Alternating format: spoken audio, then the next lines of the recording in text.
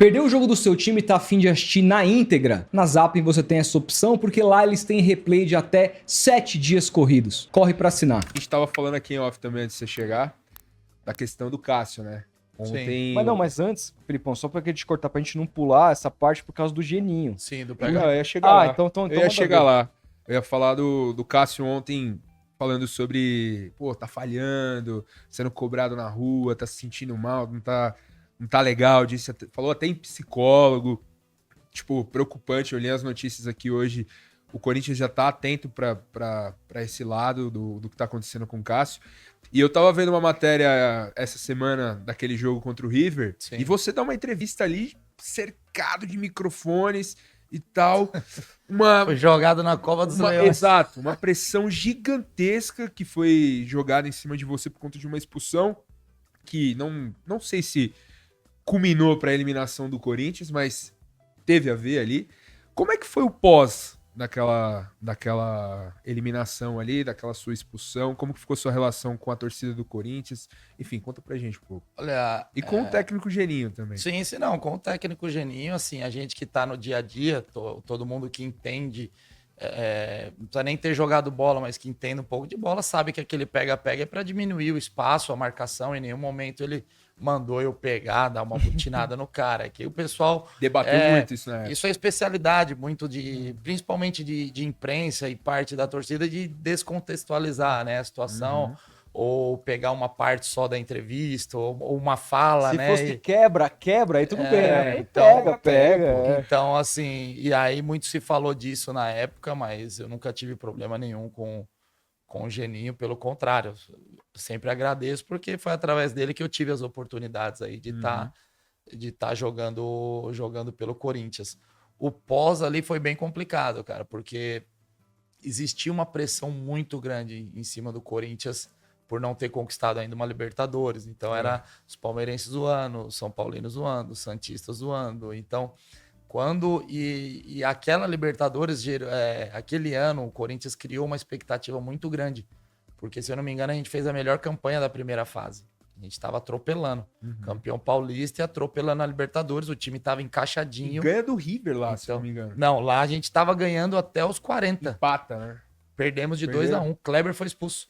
Lá, por isso que eu joguei na volta. Eu lembro desse jogo, passou à tarde. Tava 1-0 pra nós, aí o Kleber vai expulso, eu entro lá. Foi o Jorge Wagner que fez o gol lá, não foi? E ele faz não sei se o D'Alessandro faz um gol de falta. Enfim, a gente toma virada em 5 minutos. A gente perdeu de 2-1. E aí uma vitória simples aqui ajudava a gente classificava. E aí quando eu fui expulso, tava 1-1. E aí o Corinthians faz 1-0 aqui, né? A gente faz 1-0, tava ganhando, e aí toma um empate, e aí no final do primeiro tempo eu acabo sendo expulso, e aí no final a gente perde de 2-1. Mas aí o pós é complicado. Por exemplo, eu não lembro qual televisão agora, que fez uma matéria, minha mãe indo pro estádio acompanhando. E aí deu algum problema na matéria, então pós-jogo eles vieram até em casa que tinha que refazer a matéria como se ela estivesse saindo pro jogo. Então uma situação todo mundo triste e tal. Eu já tinha ido para a sala de imprensa. E aí teve que fazer essa matéria aí como se ela estivesse saindo pro jogo fora no estádio, né? Porque ela estava no estádio. Minha mãe, que Deus a tenha, já não está entre nós, mas torcedor gritando, xingando eu de filho da P o tempo todo, e ela sentada na frente, não podendo falar nada. Imagina se ela fala que é minha mãe lá, os caras batem nela, pô. Caralho. Então, assim, foi uma situação bem... Isso logo no pós-jogo, né? Mas aí, depois eu acabei ficando praticamente 2 meses sem sair de casa, só indo de casa pro treino. Na época eu não tinha carro, eu ia de ônibus pro treino do Corinthians. E aí eu fui meio que forçado a comprar um carro, né? Porque o pessoal falava, ó, se você ficar indo de busão, metrô pro treino aí, os caras vão te pegar, pô. Qualquer hora a torcida te achar no busão, no metrô aí. Aí fui obrigado praticamente a comprar um carro, trancar no G5 e era aprender a dirigir na marra e do treino para casa, de casa pro treino.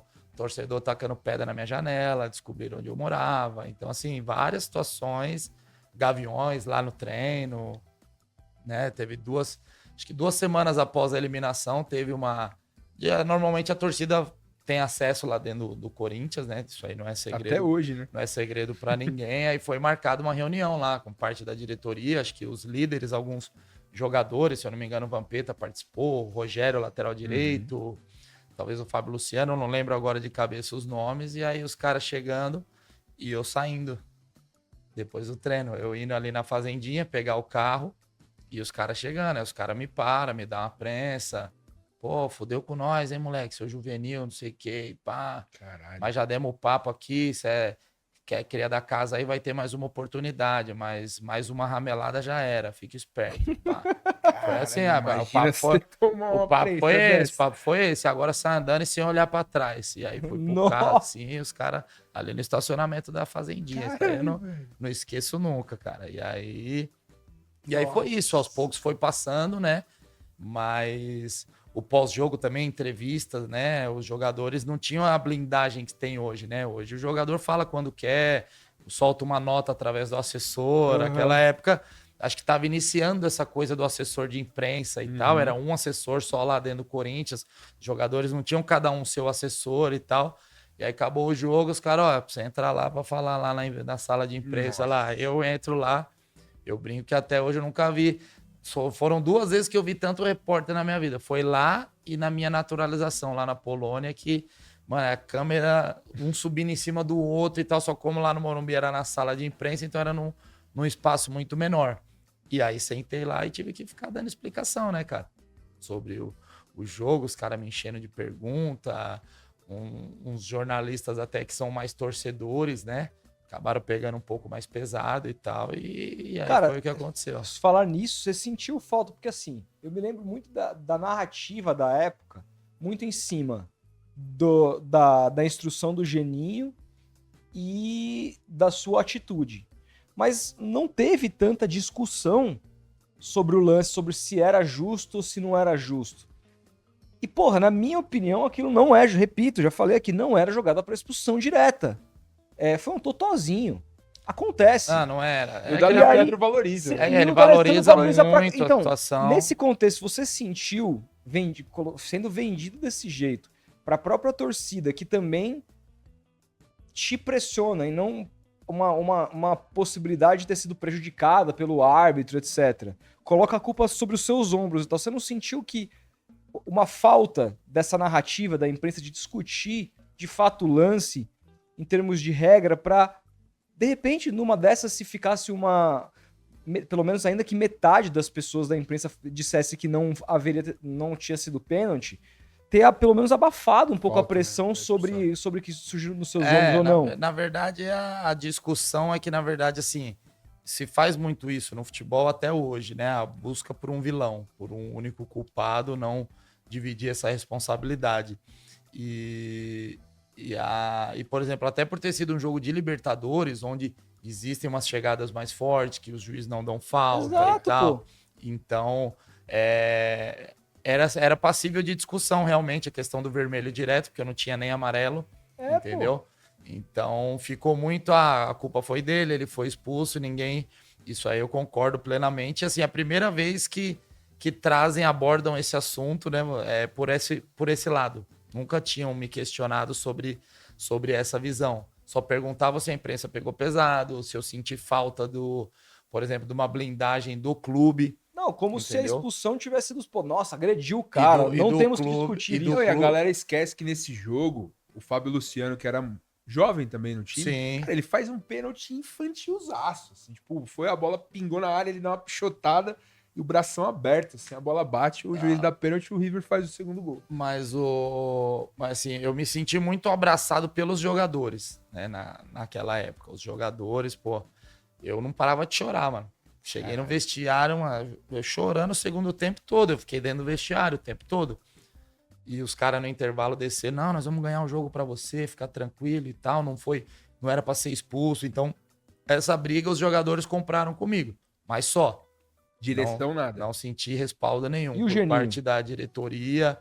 O treinador ficou na dele. Eu ainda joguei mais dois jogos, mas não com o Geninho. Depois que o Geninho acho que saiu, aí chegou o Júnior, aí eu cheguei a jogar mais 2 ou 3 jogos só pelo Corinthians e depois... Mas o Geninho não chegou te descendo o sarrafo? Não chegou, mas na verdade assim, eu senti aquela falta de respaldo da diretoria. Tipo, o pessoal, estão fritando ele, deixa ele lá, a gente já vai botar outro. Aquela questão do produto, saiu de moda, sai. Nossa. entra outra. Então, no meu caso, lá dentro, foi isso que aconteceu. E aí, complementando essa parte da arbitragem, por exemplo, hoje, o tanto que metem um pau nos árbitros, né?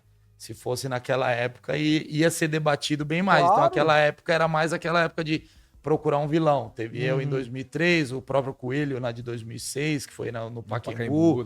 Então, os outros times também, cada eliminação era um culpado. Então, o pessoal agia muito dessa forma. Hoje já não tá tanto igual antes. Então, tá se direcionando. Você vê, hoje o foco tá muito em arbitragem. Mas não deixam os caras trabalhar também direito. Então, enfim, tem o contraponto em todas as situações, mas eu falo que eu não sei da onde que eu tenho esse psicológico tão forte. Porque naquela época não se tinha esse trabalho, psicólogo, psiquiatra, sei o quê. Você era seu próprio psicólogo. Eu, no meu caso, até hoje eu sou assim, né? Eu sei que existe, né? Trabalhei em clubes que tinham psicólogos, eu acho super válido e tal. Mas naquela época eu não tive essa ajuda psicológica. Eu tive que ser o meu psicólogo mesmo para não surtar, para não, né? Para tentar, tanto que eu consegui, né? Depois no ano seguinte, indo pro Flamengo, consegui dar essa volta por cima.